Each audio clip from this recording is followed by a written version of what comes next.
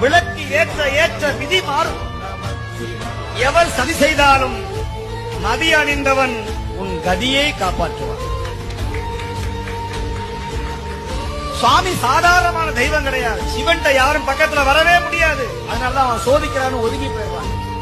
அவன் பக்கத்துல வர வர நீ சாதிக்க வைக்கிற ஒரே தெய்வம் சிவன். சிவன் சிவன் சிவனை மாதிரி ஒரு எளிமையான தெய்வம் யாரும் கிடையாது.